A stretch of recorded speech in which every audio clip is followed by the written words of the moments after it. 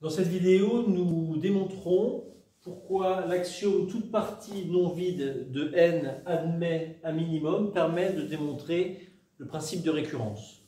Le principe de récurrence énonce que si une propriété est vraie au rang n égale 0, et en supposant que si elle est vraie au rang n, alors elle est vraie au rang n plus 1, on peut conclure que cette propriété est vraie pour tout entier naturel n. Pour démontrer le principe de récurrence, nous devons démontrer la conclusion que cette propriété est vraie pour tout entier naturel n en ayant fait les hypothèses précédentes. Nous allons donc raisonner par l'absurde en supposant que cette propriété est fausse au rang d'un certain entier naturel. Supposons la propriété fausse pour un entier naturel, disons P. L'ensemble des rangs auxquels cette propriété est fausse est donc une partie non vide de n. L'ensemble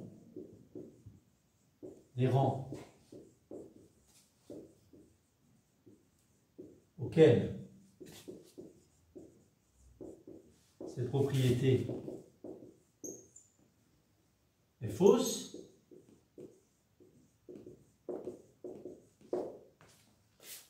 est donc une partie non vide de n.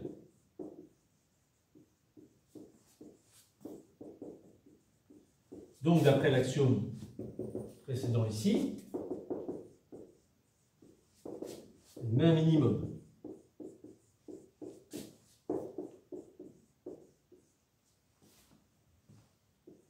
Admet un minimum, disons, m.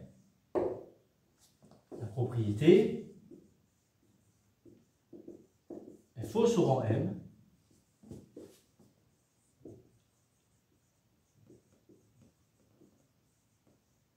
et vraie au rang m-1, puisque c'est le minimum. Est vrai au rang m-1. Et dans les hypothèses que nous avons formulées, nous avons aussi l'hypothèse d'hérédité. Si la propriété est vraie au rang m-1,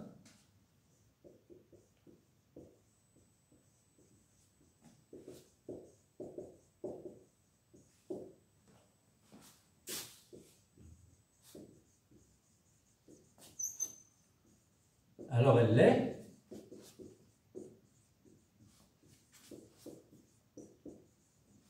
Alors elle est vraie au rang m-1 plus 1 par hérédité.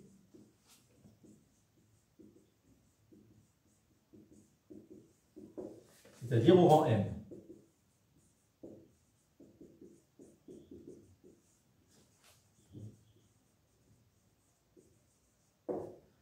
On aboutit donc ici à une contradiction, puisqu'on a dit que la propriété est fausse au rang m, pardon, en ayant oublié m ici.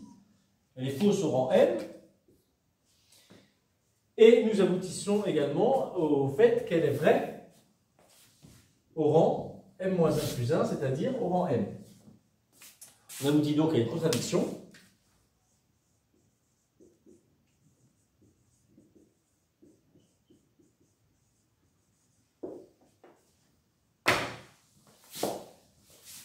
Il est donc absurde de supposer, il est donc faux, il est donc absurde de supposer que la propriété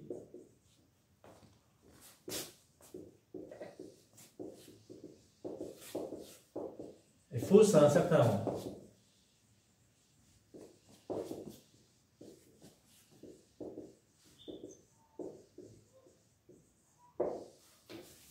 La propriété est donc vraie à tous les rangs.